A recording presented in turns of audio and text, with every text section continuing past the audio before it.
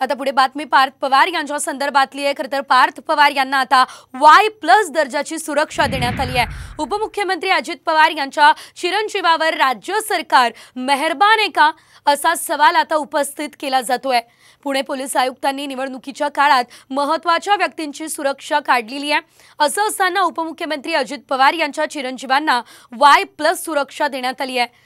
पार्थ पवार हे अजित पवार यांचे चिरंजीव आहेत आणि गेल्या लोकसभा निवडणुकीत पवारांनी मावळ लोकसभा मतदारसंघातून लोकसभेची निवडणूक लढवलेली आहे।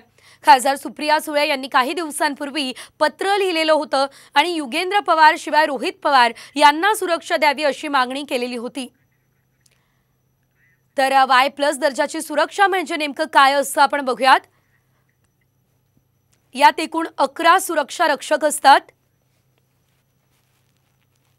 1 किंवा 2 कमांडो असतात, 2 PSOंचा देखील यामध्ये समावेश असतो।